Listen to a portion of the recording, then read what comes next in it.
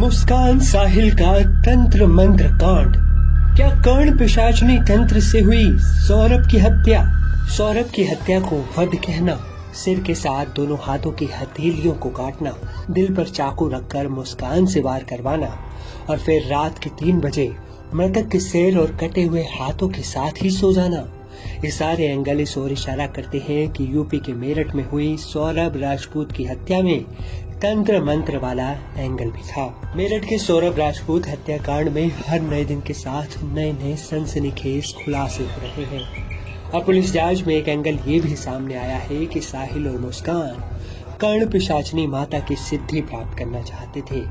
मुस्कान ने अपनी मां कविता रस्तोगी से भी इसके बारे में जानकारी लेकर साहिल को बताई। मेरठ पुलिस के मुताबिक मुस्कान ने अपने बयान में बताया कि साहिल ने उससे कहा था तुम्हें सौरभ को मारना होगा, तभी हम एक नई जिंदगी शुरू कर पाएंगे। मेरठ में हुए सनसनीखेज हत्याकांड के तरीके ने पुलिस को भी सन्न कर दिया। मुस्कान के प्रेमी और सौरभ के कातिल साहिल ने इस हत्या के लिए वध शब्द का इस्तेमाल किया, जो किसी अंधविश्वास या तांत्रिक क्रिया का इशारा है। मुस्कान और साहिल ने पुलिस पूछताछ में दिल दहला देने वाले खुलासे किए। सौरभ की हत्या करने के बाद साहिल रात के 3 बजे सौरभ का कटा सिर और कटे हाथों को बैग में डालकर अपने घर ले गया। साहिल ने 24 घंटे तक सौरभ का कटा सिर और कलाइयों से कटे हाथ अपने घर पर रखे, वहीं सोया।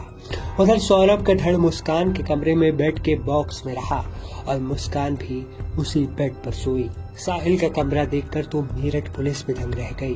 साहिल के कमरे की दीवारों पर एक डरावनी चित्रकारी बनी थी।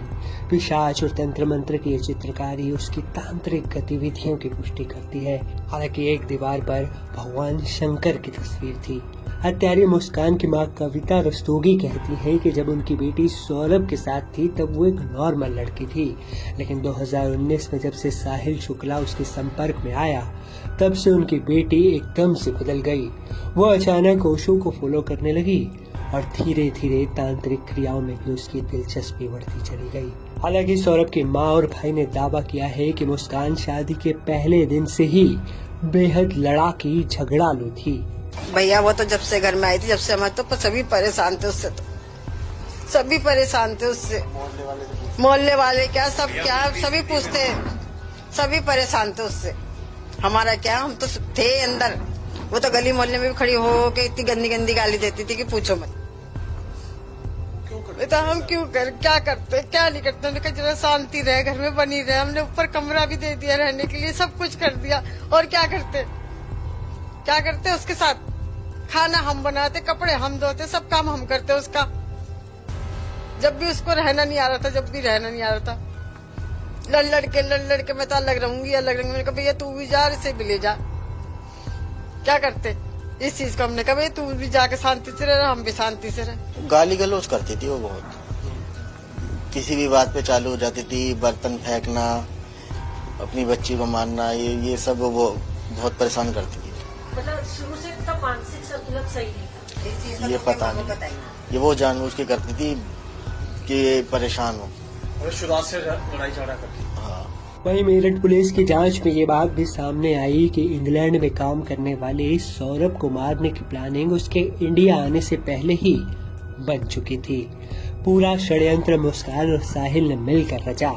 इसके लिए चाकू, उस्तरा, नशीली दवाई, पॉलिथीन, सब सामान पहले से ही खरीद लिया गया था।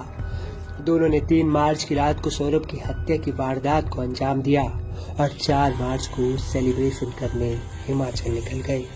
अब मेरठ पुलिस की एक टीम भी एविडेंस इकट्ठे करने हिमाचल गई है, ताकि उन सब ठिकानों से प्रूफ इकट्ठे किए जा सके जहां जहां मुस्कान अपने आशिक साहिल के साथ ठहरी थी। मेरठ पुलिस अपनी चार्जशीट इतनी मजबूत करना चाहती है कि माननीय न्यायालय से मुस्कान और साहिल को कड़ी से कड़ी सजा दिलवाई जा सके।